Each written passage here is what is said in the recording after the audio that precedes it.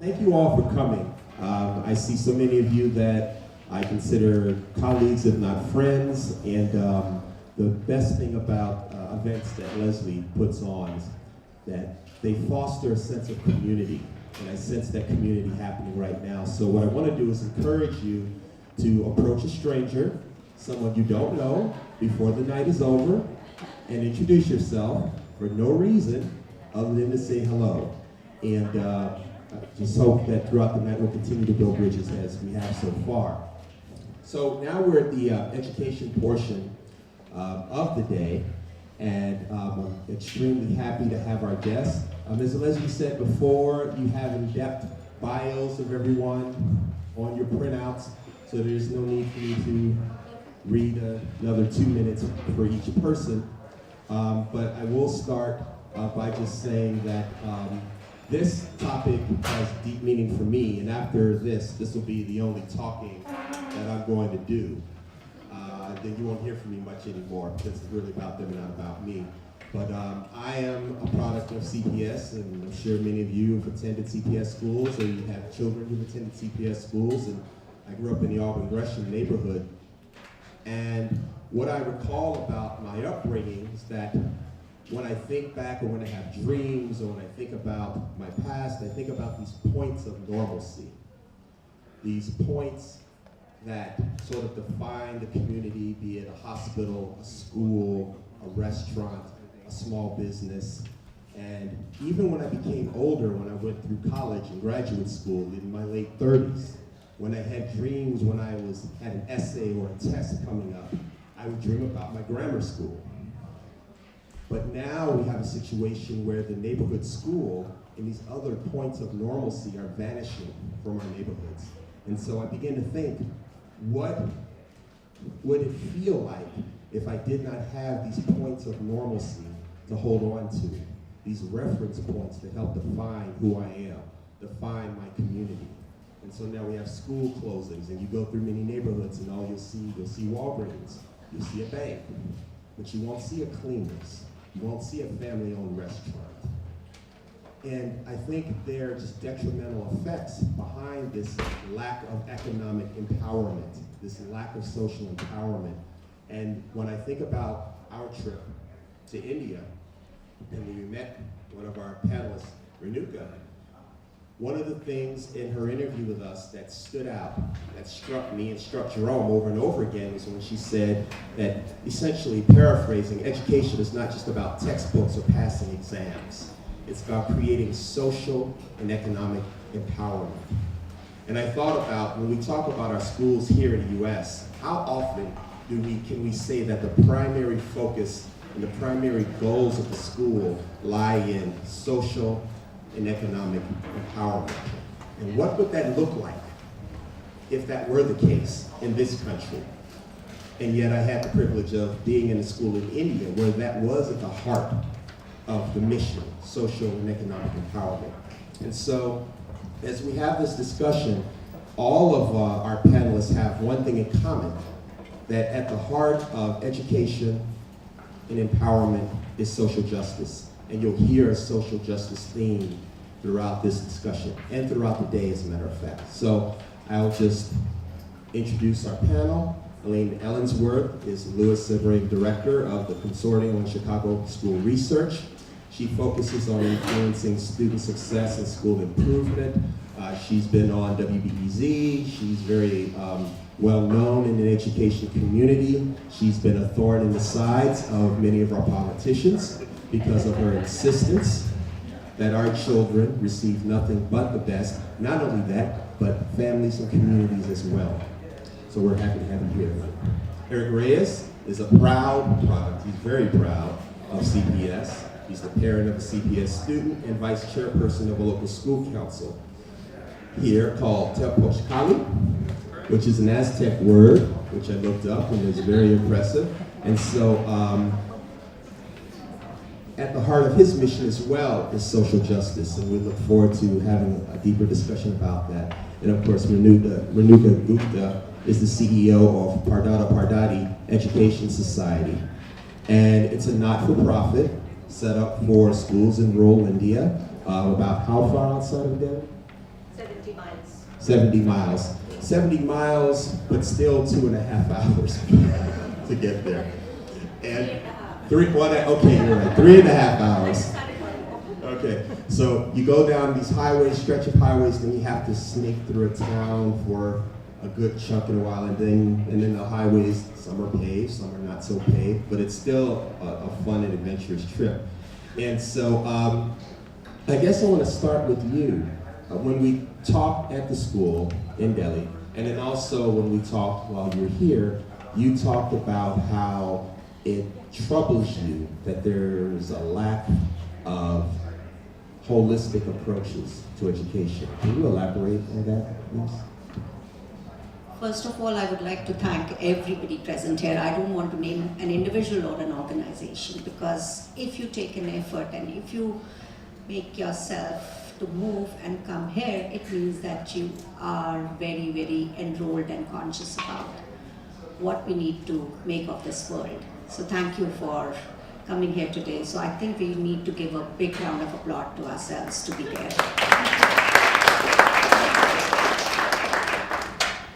And I think when I talked about holistic education, and I believe in holistic education, is where I will first go by the phrase by Hillary Clinton, like human rights is women's rights and women's rights is human rights. So when we talk about education, we do not talk about academics. We do not talk about stressed parents and stressed children who have to get A grades to get into best of the best Ivy League colleges. We do not want the stress to be so bad that we forget that we are human beings and we become robots.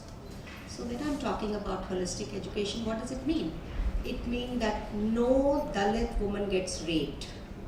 It means that we treat everybody as equal and empowered. And imagine for a second the world where everybody respects each other's space and dignity. So that is what education is all about. So that is what I mean by holistic education. So when we decided about starting a school 15 years ago, honestly I'm telling you, I didn't think that we were going to start a school. We just wanted to bring girls together to a place where we could train them to be socially and economically empowered. But we look through dictionary, and English sometimes is a limiting language. So I would also request all of you to give me another word for school here, if you can. So we said, okay, we can't describe anything else, so let's name it a school. So basically this is a process of creating a very enlightened woman who's socially and economically empowered. And that's what we meant when we said we need to have holistic education. Day before yesterday, Sally had organized for a session with a couple of women from Indian origin, and I asked those mothers, I said, what do you do to make sure that your kid goes to school? They said, enabling environment. They said mindfulness, and they said all those words. But if you ask my mother of my girl, she will say, I need to provide her with food. I need to provide her with uniform. I need to provide my adolescent girl with sanitary napkins so that she can come to school with dignity. So when we are talking about holistic education, first and foremost is to meet the basic needs of that girl and basic needs of that family, so that she has that enabling environment to come to school. She and her mother can be brave enough to say, okay, I'm an asset, I'm not a girl, I'm not a burden. And second thing, which Lisa, thank you for reminding me, is that if you will enter our compound and the big hoarding is there, like, did you love your daughter today? So when we talk about education, it is that enabling environment of loving each human being as she is. So that's what, for me, holistic education is. Thank you, Steve, for asking this. Eric, you wrote a very touching essay with your wife about how your child led you to change your life, to think about education, and think about education is not only a human right, but it's a mission of social justice. Can you talk a little bit about that journey? Sure. So in Chicago, Mike. why don't you do this? Sure. I think it'll work now. Yeah. Great. So in Chicago, we have what's known as a choice district. You can choose, I think it was up to 20 schools for your kid to go to that are not necessarily in your neighborhood. And at the time my daughter was ready for kindergarten, which was 6 years old, we had to go through this really crazy process. And like full disclosure, my wife has a PhD in education policy, and I just recently got my master's at that time in education policy. And we were going through this with total fear and chaos. And we are the people that the system kind of privileges. So we applied to 20 schools. Our daughter got into 4 outright, and 2 were in our neighborhood and 2 were outside of our neighborhood. And the 2 that were outside of our neighborhood they on paper looked very good. They had very high test scores. The families seemed to be happy, but when we did the visits, we noticed things didn't feel right. At one of the schools, they kept talking about how everybody had an iPad, and we're like, yeah, but what do you do with the iPads? So we also, at that school, we saw that there was a gifted enrollment program, and they quickly tested our daughter to see if she was gifted. And I was there for the exam, and it was basically, did she have any early signs of literacy? And to me, that's not gifted. That means her parents read to her, you know. So, and have the time and the wherewithal, and like I'm not working at 5 o'clock in the afternoon, so I could sit there and eat a meal with her in our house where we can afford to be at that time. So that made me question the whole system around that. Then we went and visited and did a walkthrough through their kindergarten, and we noticed that there's just racial disparity in the gifted program. It was all young white children and a spattering of Asian kids. And that made me kind of uncomfortable. I was like, where are all the boys, and where are all, this magnet school prides itself on diversity, but except for in this tract. So this was also around the time when they closed 50 schools. So we were like, oh, this school will keep us safe from that kind of nonsense. But then we went and visited another school, which many of our friends who work in nonprofits in the art world were saying, you guys need to check this school out. It's called Chicago. It's a small community school in Little Village. We live in Pilsen, which is the neighboring neighborhood. And when we walked in, we were greeted by the principal and their art teacher, who was covered in paint and pushing a large cart of supplies around, and I hear the band playing like a 80s heavy metal song, and there's all these children kind of just happy to be there. But it didn't test at the same level as the other school. And when we talked to the teachers there, they said, when you disaggregate those test scores, the issue is language. The students at Temple Chicali were learning in 2 languages because most of them have native Mexican families.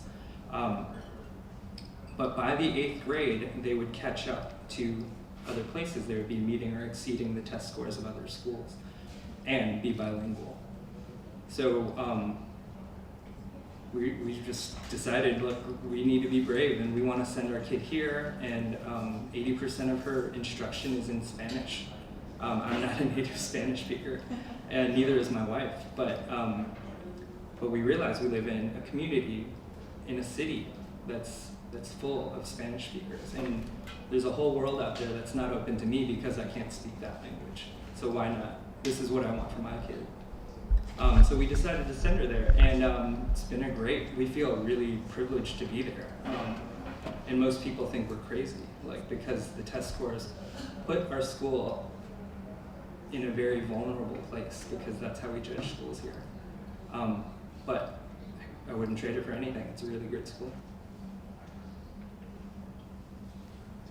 Elaine, tell us a little bit about just your work in general, and put it within the context of what's been happening lately. Another over 200 CPS employees received their pink slips, and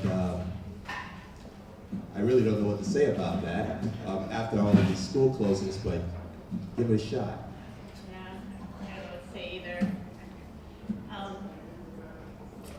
The work we do is to, our mission is to provide an assessment of what's happening in Chicago public schools, how students are doing, whether schools are improving, and then to really understand what matters for student success and for school improvement, both to inform what happens in Chicago public schools, but also schools across the country.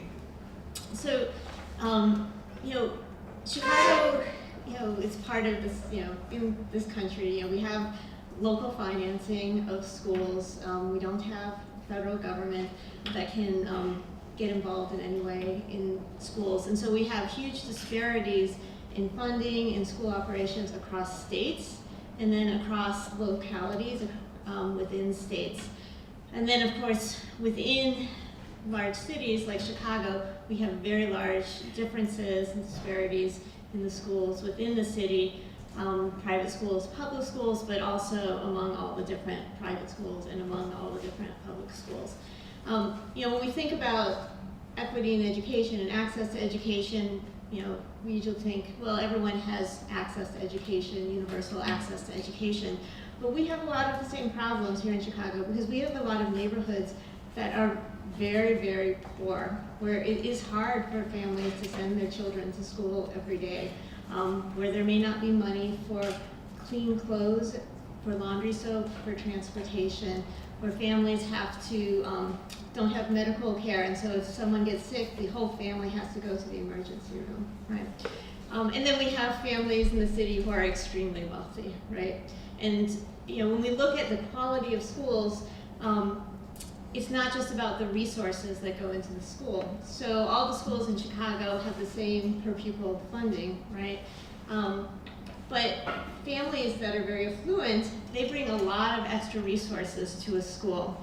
So for example, if their child is struggling one year, maybe they don't have a good fit with the teacher, if they are highly educated, they can tutor the child themselves, or they can afford to buy a tutor, and so they can supplement that child's instruction, with their own resources, and they provide so many different kinds of resources. And then you have the opposite that happens when families lack resources, right? They're going to be struggling with all those issues I talked about before. And so when you end up having some schools that serve many more affluent families than other schools, and some schools that serve many families that are really struggling, even if schools have exactly the same financial resources, you end up with a very different kind of education, very different school climate, very different job for teachers and for administrators. And so when people judge the quality of schools, they tend to look at the average test scores, look at the graduation rates, but when they do that, what they're actually judging is the kinds of students that the school serves, rather than the quality of the school itself or what's happening in that school. Because the differences in what families bring to schools and to their kids' education are so large that schools cannot make up for those differences.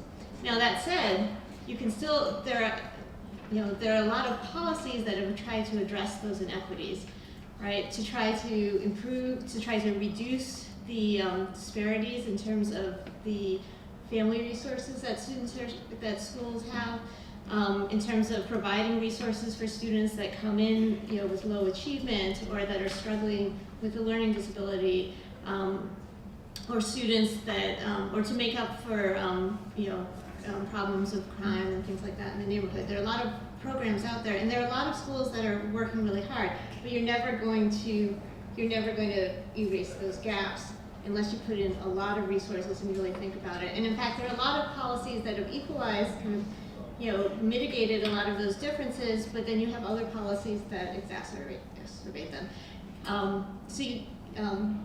You know, we're kind of in this weird state in this country where we believe in equal opportunity for all students, and yet a lot of people at the same time believe, well, families should be able, you know, families should be able to get into schools based on how strongly they care about their child's education and how much they're willing to invest of their own time, effort, and money, right? And so when you have that, those families that have more resources are going to be able to go to the stronger schools.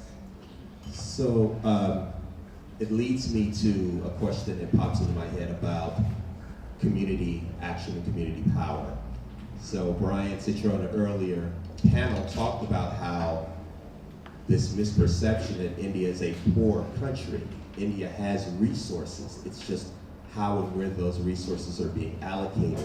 And a great deal of that has to do with community power and advocacy that you witness, that you work and do every day. So Eric, I want to ask you, as a local school council member and being on the front line of that community power, where do you see that situation going, or where do you see community power in the place that it has now? Is that power waxing or waning, increasing, decreasing? Well, yeah. So that's a great question for this week, because my school is a very small school. It's 300 students. It was started with the intention to keep it small, and it also has a community nonprofit attached to it that provides services for the families, like English lessons, job searching, just picnics, organizational stuff. So in December, CPS decided that the two schools that are co-located in our building, there's Tabochkali, and then there's Saucedo, which is a 1,200 student school versus our 300. And we're in the old Harrison High School facility, so it's about 1,500 kids in a school that was meant to be that big. So in December, they decided they wanted to add another high school from across the street to our building, and the parents were not having it. There was no consultation with the families of any of the schools, so there was a few community hearings because they have to do that by law. But at the second one, about 45 parents, students, and teachers decided to occupy the auditorium and sat in and called the press. They used social media, and everybody just kind of sat in and waited to hear what the response would be. They had some demands that they would, they wanted the community to have say in any type of school action like this. So the high school is across the street, so many of the families are the same families from these schools. And we want the high school kids to have a space. They're currently residing in a Boys and Girls Club in some rented rooms because the original school was not big enough for them, and it grew. And we want them to have their space, but we want them to have their space if it doesn't affect the ecosystem that's already happening in our building. It's a wild idea to include, just throw high schoolers in a school with elementary school kids. It's for me unprecedented. I don't know if that's ever happened anywhere else, but so the parents sat in, and I believe they're getting a meeting with some higher ups from CPS to talk about a plan for going forward in the future and kind of rewriting this other plan. Let's back up on that, because just on the surface, that seems so just out of line and out of sorts with the best sociological practices, psychological practices. Well, it kind of goes back to what you were saying. India is also a place with tons of resources, and Chicago is the same thing. Chicago has tons of resources. It's just those in charge are not allocating to the places that they need to allocate. Yeah, I wanted to make, because this is this is one of the issues when we have a school district that's so far in debt and that's so desperate to save money that then they make choices like this to try to consolidate students into the smallest number of buildings possible Nearly 300. and cut nearly 300 Staff, yeah. people. And it's incredibly frustrating. And so I'm saying this, Chicago is a school district that's 87% low income. The national definition for low income school district is 40%. So Chicago is more than double what the federal government considers a low income district. And most of the schools, many of the schools are 100% low income. And you can make a difference, if you have the resources, you can actually have a strong school for, that's, 100% low income. But when, as you start taking those resources away, and as you're less able to be careful in terms of your planning and being strategic, it becomes more and more difficult, right? So, Renuka, as we're talking about community power and resources, it takes me back quickly. I was watching an episode of the old Merv Griffin show. It's a talk show, TV talk show. It was on decades ago. Martin Luther King was the guest on this show.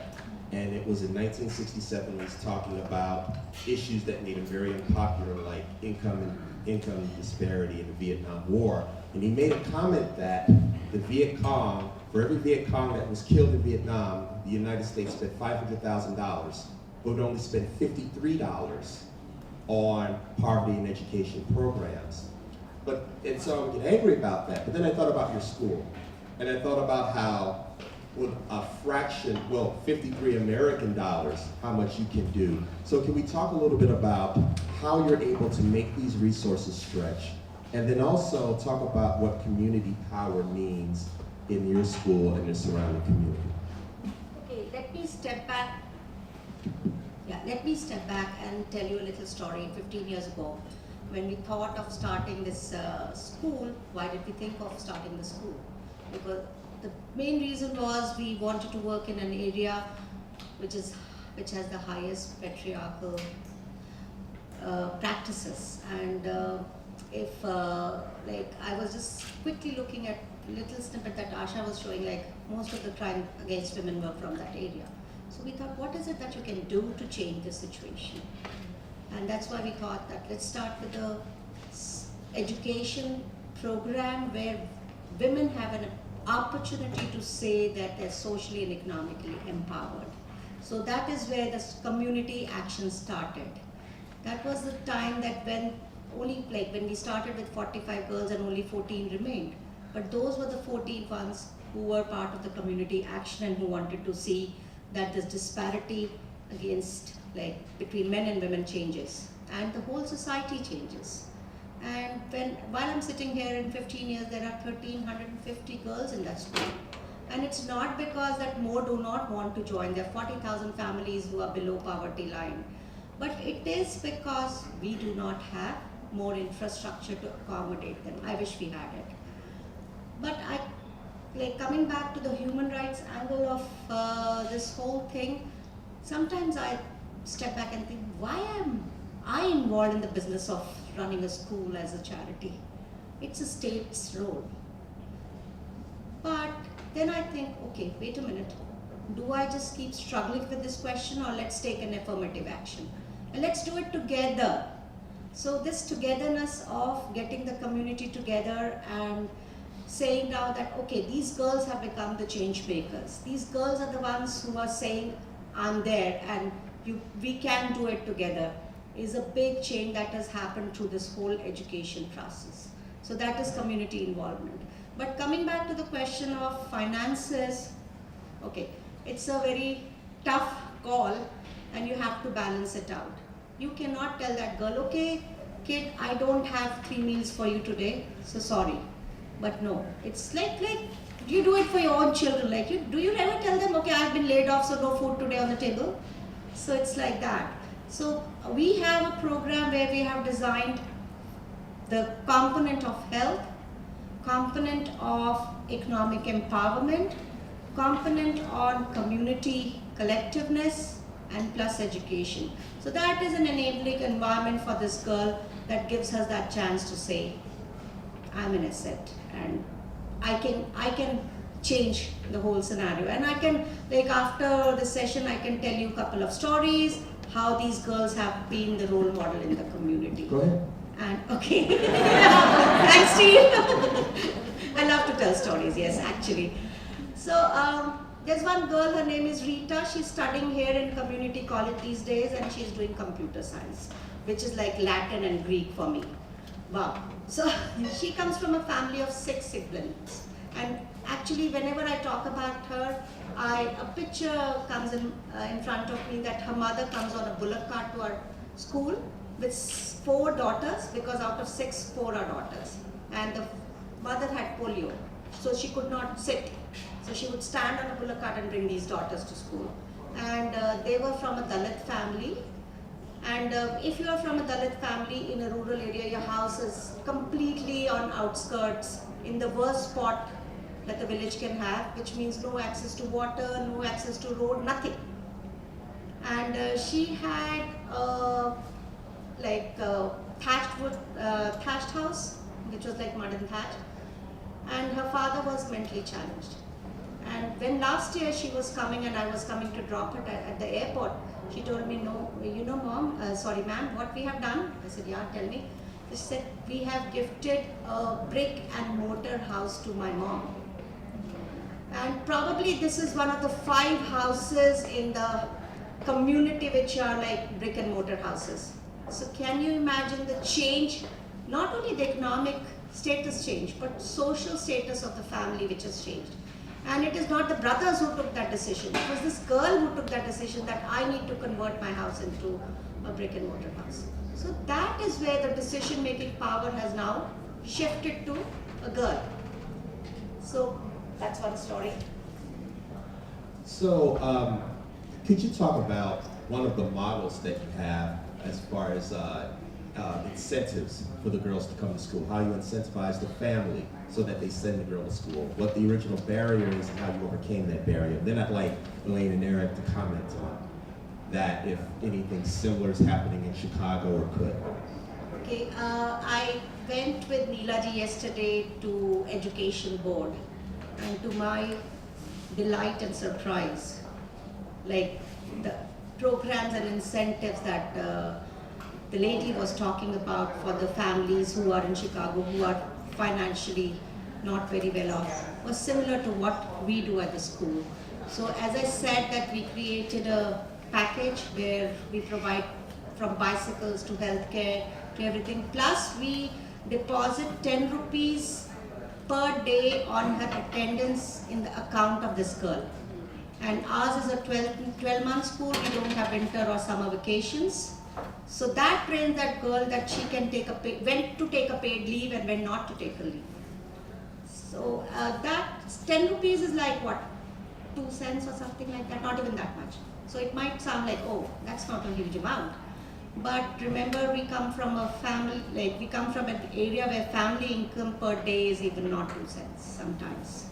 So this whole money, when she passes out from school, accumulates to somewhere around $400 to $500, which is a huge, huge sum of money. And now most, like I'll say almost 99% of my girls are using this money to go for further studies in the colleges. So that's a huge incentive for that girl and the mother, because that gives her that security, that creates her, that creates an environment around her to say that this is mine. So And you are paying children to go to school. I'm not paying, I'm awarding children to go to school. But I have a hard time imagining in the United States a model where we would reward children for going to school. I mean, either you're a straight A student or you're dirt poor, but other than, and even then, what do you think of that? There actually have been some programs that have tried to do that. They have not been shown to be successful. Yeah. But students do get, many students have free lunch or free breakfast, so they do get free meals, which is an incentive. Yeah, last year, Chicago Public Schools, because we have such a high percentage of low-income students, they just decided to give everybody free lunch and free breakfast. which is an incentive for most. It used to be a student would get a card with a free lunch on it, and it would, you would have a stigma.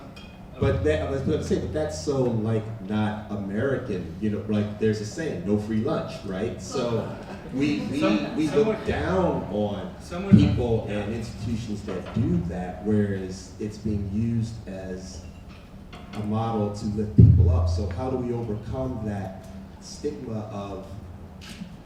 Yeah, by giving it to everyone, and their children, they should have proper nutrition so that they can pay attention in school.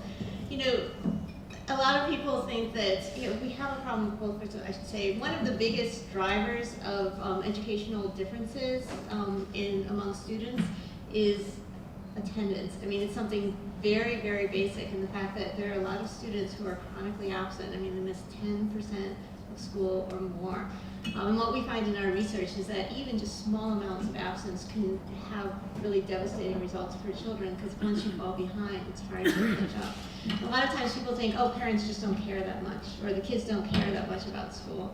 And what we find is there are things that make it very hard for students to get to school. And some of it, maybe, they may not like their teacher, but they may be having conflict with peers that are serious. There may be gang issues. And then there are all these other kinds of health and transportation and family issues that can interfere with school. And so, I mean, this is a serious, and it's not just, the incentives didn't work because it's not just a matter of students not wanting to go to school, but actually having barriers from going to school. And so if we really want to address, equity, we really need to confront some of those barriers, which go beyond just, sending out messages that school is important. And I just wanted to say, the reality is that some students are afraid of the police here. So with plenty of right. So we have children who are afraid of the police, then we have children who are afraid to walk to school because they're afraid of being harmed. Renuka, you're going to continue, but then there are also some barriers that your girls had to overcome to get to school as well. Yeah, first I would like to talk about a little bit about the food and the whole thing about healthy diet. We all know that we all have a right to have first basic is the food and then the nutrition, because that has a direct impact on our learning abilities. So I don't know about this country because I don't want to comment on that. But I think that this is our responsibility. If we want higher attention in the schools, then we need to have a program where children have a right not only to food but healthy food. So I don't think there's nothing to look down upon, because as a society we are investing in future of our country. So that is my take on what you were just discussing. And now coming back to how our girls had to overcome all the problems. There were huge, huge problems, and there still are some of them that we are facing. Like if when you are in your adolescence, you definitely like to interact with boys. So in my area, if the girl is seen interacting with the boy, next day she goes missing. So when our social workers go to find out, because we have a program where we have 3 social workers at the school, we never call parents to the school, we go to the parents in the field areas. So when we ask them like, okay, this girl hasn't been coming for 3 days, what happened? So they will tell us, okay, she's gone to aunt's house. So we know what does that mean. Like, she's been literally killed, which is very, very unfortunate. And you can't even track the girl sometimes. I don't want to scare you, but on the other side, same girls, like because we teach them negotiation skills, they go on silent protests. They will start eating food if their family does not allow them to go for further studies, or if their family is saying don't go to school. These are silent protests. And then sometimes, most of the time, the families have to give up and go and abide by the wishes of the daughters, which are for larger good of the family itself. Similarly, we have stories after stories where, like, okay, when we built toilets in our school, so we had tiles, and new tiles, like they reflect. And all of a sudden I realized that children were not coming to school. And And then we went back to the homes of these girls and I said, you know, like you have cameras fitted in toilet and you're taking pictures of our girls and sending them to America. So when we talk about education, there's so many taboos that you have to work on. So that's where the holistic education comes. That's why we started building toilets in the homes of the girls. And we said, no, it is not just about just sending your daughter to school. She should have an enabling environment where she's healthy and her family is healthy. And you should know that tiles do not take pictures of the girls. So there are many, many things, but I have just one message for me and everybody. Don't think about negatives, think about positives. So when my team got disheartened when out of 45 only 14 remained, so we just said, think about these 14. And they are the change makers. So we all need to think about positives. Thank you. And keep working. Thank you. So we're going to wrap up here, and I just want to wrap up by saying if there are anything that's popped in your head that you want to share with the audience, or specifically now that we've had this exchange and had an opportunity to talk about our commonalities and our differences, where you see sort of common ground or common areas where we can bring solutions and utilize information and community power to facilitate change. So who wants to go first? First, because I want to emphasize the positive, because a lot of times you hear the Chicago Public Schools trashed in the media all the time, and the fact is, students at Chicago Public Schools make gains that are vastly higher than gains of students in the rest of Illinois. If you compare students with the same economic background in Chicago compared to similar students in the rest of Illinois, they perform much, much better. We actually know a lot about what makes for a good school, and schools, there's just a lot more knowledge about how we can help students. And Chicago Public Schools has shown incredible gains over the last 5 to 10 years in terms of the percentage of students graduating, in terms of test scores, in terms of students going to college, and that's because they become a lot smarter about how they run their schools. There are a lot of people in Chicago that do a lot of work to support the schools, a lot of nonprofits, a lot of community groups, as well as people in the schools, and that has really, really paid off. But people don't hear about it because people are always just looking at those test scores and comparing the more affluent school districts to Chicago. Quickly, what are some better outcomes, better measurements rather than test scores? Yeah, well, so for example, looking at the gains students make rather than their average scores, because students come to school with just such vastly different achievement, and then they're supplemented at home. But if you look at how much students are learning within the year, across the year, that's a better metric. Looking at more than just math and reading scores too.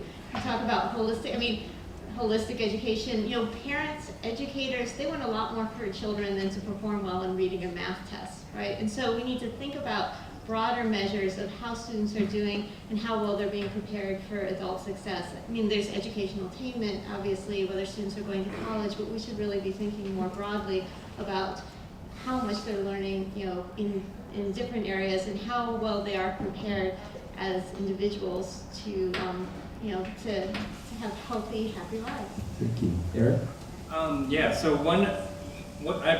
I don't know if this is in any of the documentation, but I belong to this group called Raise Your Hand, which is a grassroots parents organization. The bio here comes from the website, so it doesn't say that I'm a board member at Raise Your Hand, but one of the things that we do is we pick out all the problems, and that you can easily get bogged down in a lot of that work. And we made a decision as a group to also talk about the positives. We have a website called CPS Success where folks can freely enter what they believe are successes at their school, and it's really popular. Kids are doing art, kids are doing all these things that, despite cuts, where there's great things happening in our schools. So what can we do with that information? So you have this great website, you're putting up these success stories, but then what's the next step? Well, one of the things that is our major goal is to kind of quell the fears around the non-selective enrollment high schools. There's great neighborhood schools where you don't have to test in, and they're great ecosystems for your kids to learn in. We also worked with the Chicago Community Trust to do this meeting of the minds of like 40 organizations and individuals called Generation All, where we're trying to revitalize the neighborhood school so people can walk to the school that they, that's good. I just have one request to make. No observations, no comments. And because this is my request to all of you, because that's the question I have in mind. Actually, when we talk about education, education has become such a diverse thing. People connect education with a library in a village. People connect education with enrolling children back to school. But I think we need to think critically if we want to save our generations to come and have that enabling environment. What do we mean by education? What is our definition of education, and what do we want to do about it? Because if we are very clear about this, only then we should move on. Otherwise, many times in name of education, we are like being unhelpful to the larger community. And we have all these issues that my panelists are discussing. So let's come up with the good buzzing definition, and we should circulate it amongst our social media and create a buzz around it. Thank you. See. Elaine, Allensworth, Eric Reyes, Renuka, Gupta. Thank you so much.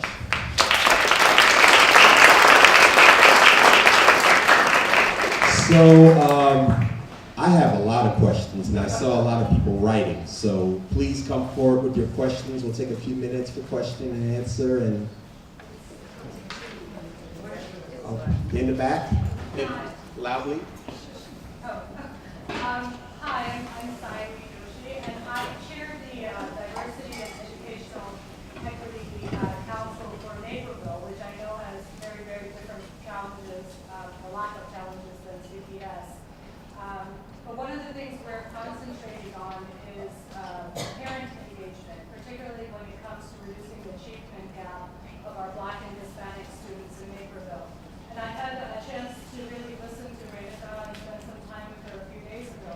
And one of the things that struck me is I would even just say parent engagement and the family engagement that goes on in her school, and how powerful that element is in uplifting the entire family so that they see the value in education. So much so that the girls will fight to go to school. And I'm wondering, in our system, what are we doing? What are we having in place? I know we do have programs, we do have social workers, but right now it seems the direction is to bring them to the school. Somehow, sometimes it's through a reprimand, sometimes it's through a letter saying there's truancy, and other ways, and less so where we go to them and see what their holistic need is and engage at that level. So are there any programs that you're working on similar to what Renuka is doing? Because that has had a profound effect on the entire community valuing education. Yeah. I mean, schools vary a lot in terms of the degree to which they welcome parents and reach out to parents and engage them as partners in the work of educating their students and their children. And there is this model that you'll see in a lot of schools that almost sees parents as fathers, so that the work of the school, is for the teachers, and they prefer not to have parent interference. And there are some schools you go and you do not feel welcome when you go into the central office. There are other schools that try to definitely have a welcoming environment. Other schools that encourage teachers to reach out to families, to call them at home, to visit home. One thing I just mentioned that Chicago has seen this big increase in graduation rates. I think one of the big reasons for that is because there's been an emphasis on reaching out to students early on in their 9th grade year when they have, when they miss class, when their grades start to drop, to try to find out why. And for some schools, that stops with the student, and that's a big improvement over just kind of letting the student drift farther and farther. Because a lot of times when teachers start talking to students, they find out there are reasons that they're not turning in their work or they're not coming to class, which then they can deal with. But then you can also go beyond that. A lot of times there are reasons that are having to do with the home, right? And so figuring out what is happening so that you can deal with those issues, and that's going to help students not just right then, but it's going to help them in all their classes, and it's probably going to help them in future years. And there's some schools that will engage parents very actively in letting them know this is what we're studying, this is how you can help your child, with the material. They'll reach out when the child is falling behind. They'll make sure they know when the child is doing well. And then there are other schools that's not emphasized. You really need to have a culture in the school that says this is what we do, and you need to have structures that make it easy for teachers and make them, and make it expected for teachers. So that they have to kind of opt out of doing it instead of what happens at most schools, which is teachers have to opt in, right? They have to decide that they're going to do that, and then you only get those really kind of brave teachers, that want to put in all that extra time that do that. I'd like to add that there's a professor at University of Wisconsin. Her name is Gloria Ladson-Billings, and she likes to push back on the achievement gap and reframe it as a resource gap. And I think when you have students that are resisting school, I very much feel that that's a first sign of resistance, that there's something missing from that education that doesn't include them. So at my school, what we have is we have a community organization that includes the families in different ways other than just academics or kind of punitive ways. Because what essentially you're doing is you're trying to assimilate them into a culture that's very foreign, and to then add this punitive measure pushes them further out. So I would recommend some type of community involvement that doesn't necessarily involve academics. And then there are community schools that have resources for parents and families and people in the community. Very quick. One more question? Okay. I'm sorry, the woman behind you. Yes, go ahead. So I just wanted to point out, Renuka, that I think it's brilliant, your awards that you're giving the girls to come to school. And I think it's maybe not so unprecedented in the U.S. context. And it sounds to me like scholarships, right? A scholarship can be used for tuition and or room and board. And so you're basically giving the girls scholarships, right, for them to, so I don't necessarily think the correct analog would be the free lunch. I think in the U.S. it would be giving the girls scholarships. But beyond those scholarships, I think it's so important to get those girls in the door. What else are you doing? Because I know there's several layers of things. First of all, your school just sounds amazing. The work you're doing sounds amazing. But can you talk us through a little more about beyond the scholarships, what you're doing to get those girls in the door and make sure they stay there?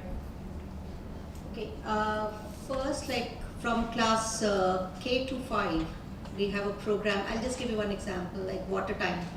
Because teachers used to complain, oh, these kids when they come to school, they are so dirty and their dress uniforms are bad, they're stinking, smelling. And the reality was that their moms were not at home when the children came to school. So we said, what do you do? So we put showers out and we squish a drop of shampoo in their hand and say, okay, this is 45 minutes of your water time. So they play and they're healthy and they're clean and they learn how to pay. That's a smaller aspect of it. And as I said, we have a very strong community connect. The moment a child does not come to school for 3 days, we all go and find out what's happening to that girl. So that is a very strong connect. Thirdly, we create an enabling environment for that mother. So we have a community development program where we organize these mothers into self-help groups. We organize them into trainings to take care of their water buffalo. So we have artificial insemination centers for bulls and cows. So, yeah, and we train mothers on agriculture. We assist mothers to open their own bank account so that they can have their own money. And so that this lousy man doesn't spend all the money on drinking and tells the girl, okay, you can't go to school tomorrow because you have to work in a farm and provide for my bottle in the evening. So like you have to work around many, many things to make sure that that girl comes to school.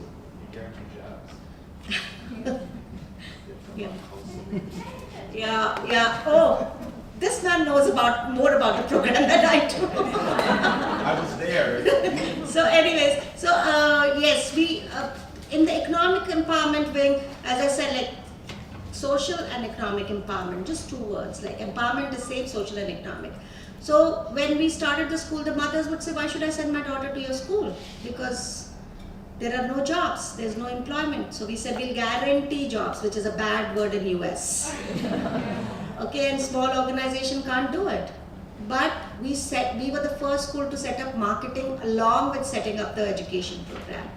So we have a full-fledged marketing department which does the reverse research to find what is required in the industry and what can match with the skills of my girls and their mother's skills. So now you will see some of the products that we make under textile program.